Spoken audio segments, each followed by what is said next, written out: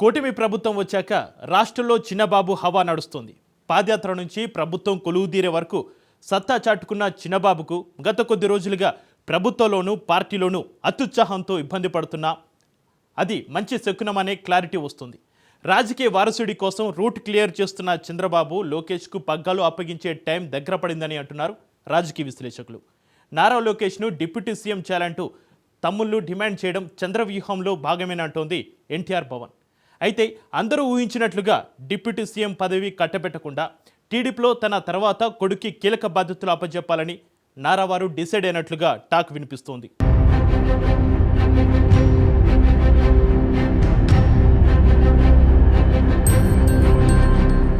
AP CM Chandrababu Davos పర్యటనకు వెళ్లిన రోజు నుంచి రాష్ట్రానికి వచ్చే పెట్టుబడుల అంశం కంటే మంత్రి లోకేష్ను డిప్యూటీ సీఎం చేస్తారన్న విషయంపైనే చర్చ నడుస్తోంది. చివరకు ఇదే విషయంపై స్వయంగా లోకేష్ క్లారిటీ ఇచ్చేశారు. తనకు డిప్యూటీ సీఎం అయ్యే ఆలోచన లేదంటూనే చంద్రబాబు తనకు ఏ బాధ్యత అప్పచెప్పినా దాన్ని స్వీకరించడానికి సిద్ధంగా ఉన్నాను అంటూ చిన్నబాబు కమెంట్ చేయటం కొసమెరుపు. తెలుగుదేశం పార్టీ కార్యకర్తగా చూస్తున్నాను, అంతే, నాకు అవసరం లేదు అనా. ఒక్క నిమిషం, చంద్రబాబు నాయుడు గారు నాకు ఏ బాధ్యత ఇచ్చినా ఆహర్నిశలు నేను కష్టపడతా, పని చేస్తా, పార్టీని బలోపేతం చేస్తా. అంతేగాని పార్టీకి చెడ్డ పేరు మటుకు నేను తీసుకురాను. మీరు చూశారు, పాదయాత్రకి వెళ్ళా, నా వల్ల పార్టీకి ఏనాడు ఒక ఇబ్బంది కలగదు. నేను ఒక క్రమశిక్షణతో పార్టీ నాకు ఇచ్చిన ప్రతి బాధ్యత నేను నెరవేరుస్తాను, కట్టుబడి ఉన్నా. కొత్త కమిటీల్లో నేను కూడా ఒక చర్చ చేస్తున్నా, రేపు పాలిట్ బ్యూరోలో డిస్కస్ చేస్తున్నా. ఒక వ్యక్తి ఒక పదవిలో 3 టర్ముల కన్నా ఎక్కువ ఉండకూడదు నేను వ్యక్తిగతంగా నమ్ముతాను. అది నా వ్యక్తిగత అభిప్రాయం, పార్టీ అభిప్రాయం కాదు, నాయకుల అభిప్రాయం కాదు, నా అభిప్రాయం. టీడీపీలో తాను 3 పర్యాయాలు జాతీయ ప్రధాన కార్యదర్శి పదవిని చేపట్టాను కనుక ఈసారి ఆ పదవిని వదులుకుంటాను అంటూ లోకేష్ ప్రకటించటం గమనార్హం. ఈ స్టేట్మెంట్ కూడా చంద్రబాబు వ్యూహంలో భాగమేనని తెలుగు తమ్ముళ్లు విశ్లేషిస్తున్నారు.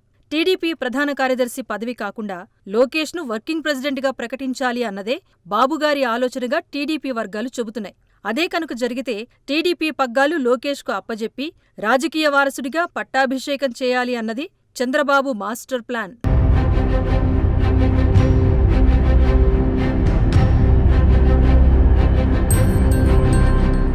లోకేష్ను డిప్యూటీ సీఎం చేస్తే అనవసరమైన రచ్చకు ఆస్కారమిచ్చినట్లవుతుంది.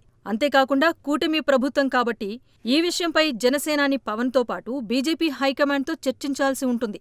అందుకే ఆ వివాదానికి ఆస్కారం లేకుండా టీడీపీలో తన తర్వాత లోకేష్కు పగ్గాలు అప్పజెపితే దాన్ని ప్రశ్నించటానికి ఎవ్వరూ సాహసం చేయరు అన్నది చంద్రబాబు అభిప్రాయం.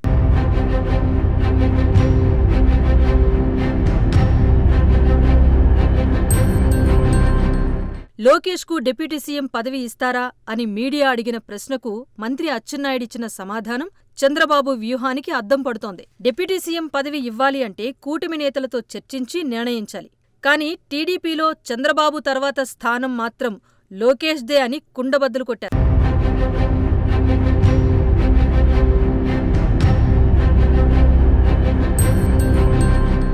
ఈ మాటలను విశ్లేషిస్తే ముందు టీడీపీ పగ్గాలు లోకేష్కు అప్పజెప్పి చంద్రబాబు వారసుడిగా డిక్లేర్ చేసేందుకు రూట్ క్లియర్ చేస్తారని అర్థమవుతోంది.